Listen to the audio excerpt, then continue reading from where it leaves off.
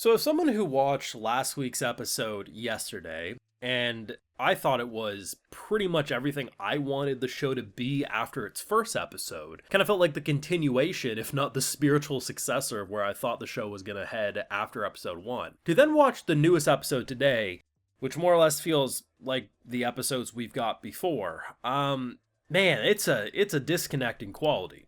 Now, at the end of the day, I do think this show is struggling to find an identity because there's these elements and there's these points, like I think, say, last week's episode, which was more mature, it had great characterization, and honestly, it felt like it took itself more seriously.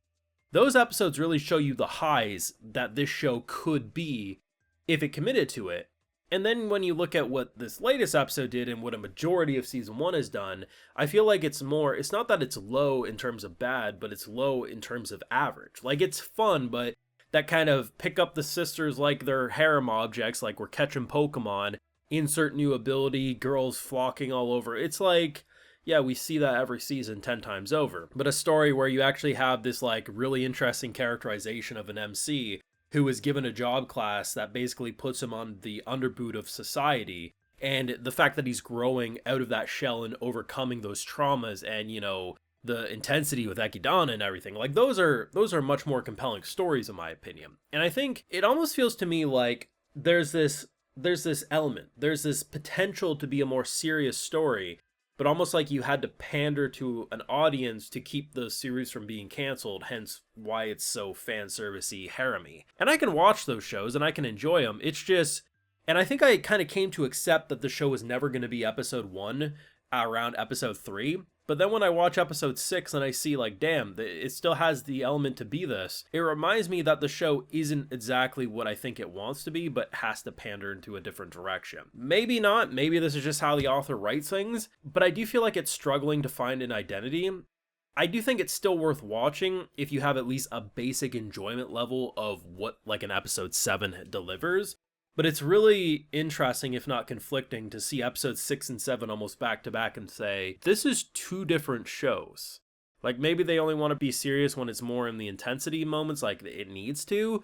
But I just feel like there's a massive quality difference with episode 1 and episode 6 compared to the rest. But maybe people disagree, but it's interesting to say the least. To me, it felt like going from a 10 out of 10 to a 6 out of 10 episode. Like, that's the disconnect between these past two episodes. Now, of course, if you want to support my work, see my full thoughts on these episodes, we do have a Patreon where you got the full live reactions available exclusively over there if you're so interested. So, I really want to talk about last week's episode a lot, which I usually don't do. I mainly focus on the newest one. But last week's episode, like I said, the best. If anything, I thought it was the best episode period we had in the show. So, I think what they've done with Ayn as a character is actually decent. Not saying exceptional, but it's actually decent and I think deserves some praise. You know, the idea of like when you get these classes in this world, you're pretty much set with that. And these classes are pretty much destined to be the underboot, the underbelly of society. And the idea that he's has like so much trauma and PTSD throughout basically how he's been treated and how they let him overcome it over the course of the episode. And the fact that, you had this kind of like meme energy with like a Jesse and James Team Rocket style persona on the dude who pretty much is continuously like, I hate that man. If I had his power, gosh golly, I would be able to. Oh, you want the ability? Absolutely. There's a moment in last week's episode where Ekidana looks at him and he's like, hey, the reason he's so strong is he has like this spirit eye. That bastard, I knew he couldn't do it by himself. What a pathetic weasel. Do you want the eye? Absolutely. It's not okay for the person he hates to have the power and jumpstart his abilities, but it's okay for him. Hypocrite. He turns into a monster, really cool design, and we end up fighting and everything like that. They actually commit to killing one half of the scumbags who screwed over our boy in the first episode. He bites her head off, and I'm like, oh shit.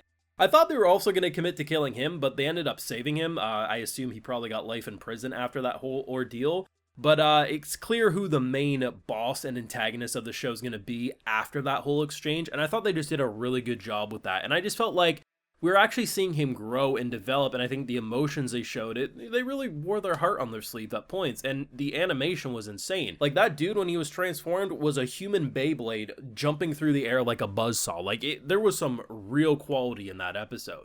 With the latest episode, I do think we still carry on that development just in a different way. Like, as an example, it gets mentioned that he actually fought in this episode without any support. Up until this point, he's always had someone doing support, like whispering directions or something in his ear, but when the others are sleeping, he actually does protect everyone. So, like, those types of moments are really good. And ultimately, yeah, like, we recruit another sister like they're a harem Pokemon team member. This sister I actually think is probably the most enjoyable, mainly because I think she's the least irritating. Or maybe, I think a lot of times when we, like, get these new, like, sisters a part of our eye harem, the mothers are just kind of so infuriating that I'm like, do we really need them? This mother's character design, nothing crazy, but at least her personality is the least, like, nails on a chalkboard. And then you add in the quiet librarian girl who's frail and sick and, you know, feels afraid. It's just it's an easy to digest story, but yeah, at the end of the day, it's just another element to the harem. It's kind of weird to be in a season where the 100 Girlfriends is airing, and it's not even the most harem anime that's airing, because you have shows like these where this man's picking up waifus left and right. And at the end of the day, there's going to be some people who will say, well, if you don't like this style of anime, why are you watching it? It's like, well, I don't hate it. I just see, like, there's a lot more potential for this show than I think it's letting on. And I think I prefer the show, because that's kind of why I dropped my expectations the show would ever be serious again, like around episode 3, because I thought they weren't going in that direction, and I didn't want to set my expectations up and just have pie on my face because I wanted something the author wasn't going to give. But after seeing last week's episode, it feels like the author does want to have those moments, but maybe struggles to figure out how to keep it more mature, if not even edgy to a degree, long term, so it only pops up in brief moments, which I do get.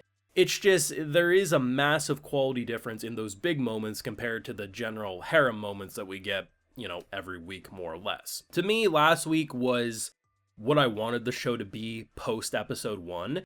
It was the most perfect episode, for me anyway. I liked the seriousness, and I thought the lack of goofiness was actually a blessing and not a hindrance.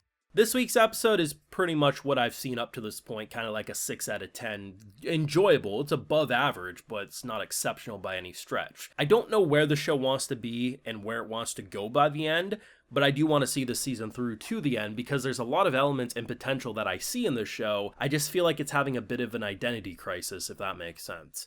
I'm sure many will disagree. I saw some people say that it was too serious last week, which I thought was insane myself, but hey, I guess that's how opinions work. But like I said, I don't hate it. It's just, it's really interesting when you watch those two episodes nearly back to back. I mean, I just watched it yesterday and newest episode today, and maybe if I had a weekly break, I'd be a little less disappointed, but yeah, it's just, I want more episode 6, maybe a little less episode 7, but that's just me. Let me know your thoughts and feelings down below. What did you think between the two episodes? Which one did you prefer best? Let me know. Leave a like if you enjoyed, subscribe if you're new around here, of course ring that bell, and like I mentioned, we got those full live reactions over on Patreon, and hey, while you're over there, I'll also give you a video shout out. So today we got Emma K-Pop, Sandra N, 0451 Jim, Mobita, Feather, The Lyrical G, Andrew Stevens, and we also have Himi Meow Toga. So I appreciate the support, everyone. Please take care, and you'll have a good one.